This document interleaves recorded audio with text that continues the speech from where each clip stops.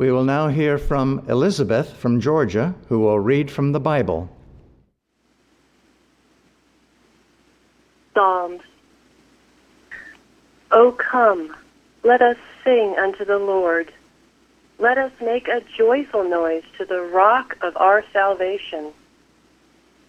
For he is our God, and we are the people of his pasture, and the sheep of his hand. Today, if ye will hear his voice, harden not your heart. 1 Samuel. And the child Samuel ministered unto the Lord before Eli, and the word of the Lord was precious in those days. There was no open vision. And it came to pass at that time, when Eli was laid down in his place, and his eyes began to wax dim, that he could not see. And ere the lamp of God went out in the temple of the Lord, where the ark of God was, and Samuel was laid down to sleep, that the Lord called Samuel, and he answered, Here am I. And he ran unto Eli, and said, Here am I, for thou callest me. And he said, I called not, lie down again. And he went and lay down. And the Lord called yet again, Samuel. And Samuel arose and went to Eli, and said, Here am I, for thou didst call me. And he answered, I called not, my son, lie down again. Now Samuel did not yet know the Lord, neither was the word of the Lord yet revealed unto him. And the Lord called Samuel again the third time. And he arose and went to Eli, and said, Here am I, for thou didst call me. And Eli perceived that the Lord had called the child.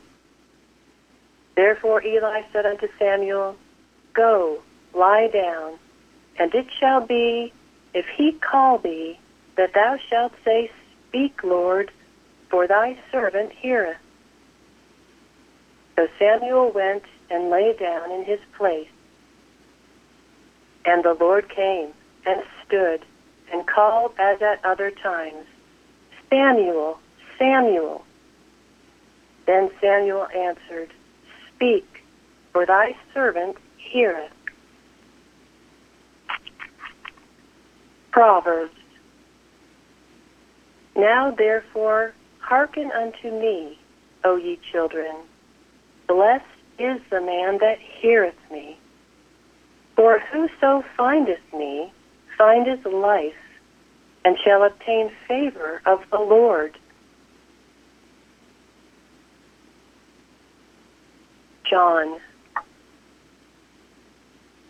Jesus said, Verily, I say unto you, he that entereth not by the door into the sheepfold, but climbeth up some other way, the same is a thief and a robber. But he that entereth in by the door is the shepherd of the sheep.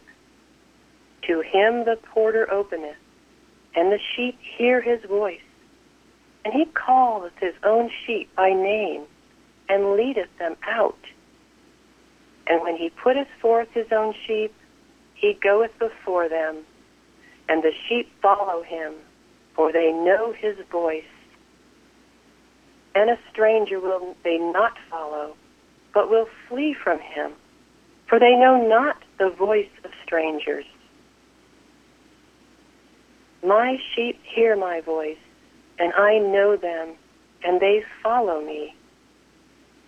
And I give unto them eternal life, and they shall never perish, neither shall any man pluck them out of my hand.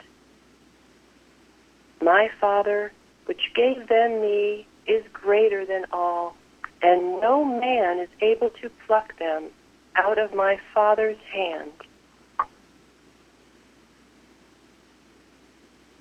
Psalms. The voice of the Lord is upon the waters. The God of glory thundereth. The voice of the Lord is powerful. The voice of the Lord is full of majesty. The voice of the Lord breaketh the cedars. The voice of the Lord divideth the flames of fire. The voice of the Lord shaketh the wilderness. The voice of the Lord maketh the hinds to calve, and discovereth the forests. And in his temple doth every one speak of his glory. The Lord will give strength unto his people. The Lord will bless his people with peace.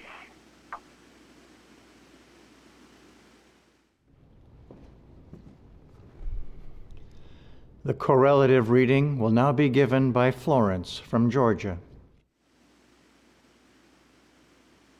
I will read from Science and Health with Key to the Scriptures and Prose Works by Mary Baker Eddy. Spirit God is heard when the senses are silent. Angels are pure thoughts from God, winged with truth and love, no matter what their individualism might be.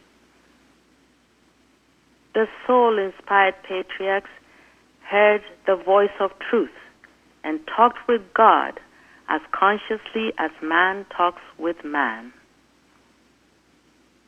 In the sacred sanctuary of truth are voices of solemn import, but we heed them not. The effects of Christian Science are not so much seen as felt.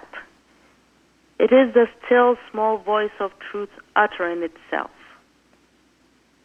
We are either turning away from this utterance, or we are listening to it and going up higher. Willingness to become as a little child and to leave the old for the new renders thought receptive of the advanced idea. Gladness to leave the false landmarks and joy to see them disappear. This disposition helps to precipitate the ultimate harmony. The purification of sense and self is a proof of progress. Blessed are the pure in heart, for they shall see God. The restoration of pure Christianity rests solely on spiritual understanding, spiritual worship, spiritual power. Ask thyself, do I enter by the door and worship only spirit and spiritually, or do I climb up some other way? Today, if ye would hear his voice, listen to his word and serve no other gods. Then the divine principle of good that we call God will be found an ever-present help in all things, and Christian Science will be understood. Many peculiar circumstances and events connected with my childhood throng the chambers of memory. For some 12 months, when I was about 8 years old, I repeatedly heard a voice calling me distinctly by name 3 times in an ascending scale. I thought this was my mother's voice, and sometimes went to her, beseeching her to tell me what she wanted. Her answer was always, "Nothing, child. What do you mean?" Then I would say, "Mother, who did call me?" I heard somebody call Mary 3 times. This continued until I grew discouraged and my mother was perplexed and anxious. One day, when my cousin Mehitable Huntoon was visiting us, and I sat in a little chair by her side in the same room with grandmother, the call again came, so loud that Mehitable heard it, though I had ceased to notice it. Greatly surprised, my cousin turned to me and said, "Your mother is calling you." But I answered not, till again the same call was three times repeated. Mehetabel then said sharply, "Why don't you go? Your mother is calling you." I then left the room, went to my mother, and once more asked her if she had summoned me. She answered as always before. Then I earnestly declared my cousin had heard the voice and said that mother wanted me. Accordingly, she returned with me to grandmother's room and led my cousin into an adjoining apartment. The door was ajar, and I listened with bated breath. Mother told Mehetabel all about this mysterious voice and asked if she really did hear Mary's name pronounced in audible tones. My cousin answered quickly and emphasized her affirmation.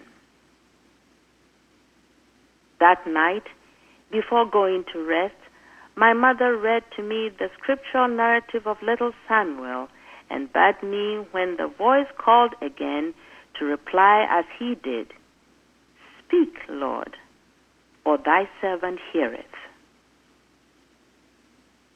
The voice came, but I was afraid and did not answer. Afterward, I wept and prayed that God would forgive me, resolving to do next time as my mother had bidden me. When the call came again, I did answer, in the words of Samuel, but never again, to the material senses, was that mysterious call repeated. The still small voice of scientific thought reaches over continent and ocean to the globe's remotest bound. The inaudible voice of truth is to the human mind as when a lion roareth. It is heard in the desert and in dark places of fear. It arouses the seven thunders of evil and stirs their latent forces to utter the full diapason of secret tones. Then is the power of truth demonstrated, made manifest in the destruction of error. Then will a voice from harmony cry, "Go and take the little book, take it, eat it up, and it shall make thy belly bitter, but it shall be in thy mouth sweet as honey." Mortals, obey the heavenly evangel. Take divine science. Above error's awful din, blackness and chaos, the voice of truth still calls, "Adam, where art thou? Consciousness, where art thou? Art thou dwelling in the belief that mind is in matter and that evil is mind? Or art thou in the living faith that there is and can be but one God, and keeping his commandment?" Hear the words of our Master. "Go ye into all the world, heal the sick, cast out devils." Christian scientists, perhaps are more than any other religious sect, are obeying these commands, and the injunctions are not confined to Jesus' students in that age, but they extend to this age, to as many as shall believe on him. The infinite truth of the Christ cure has come to this age through a still small voice, through silent utterance and divine anointing, which quicken, increase the beneficial effects of Christianity. I long to see the consummation of my hope, namely, the students' higher attainments in this line of light.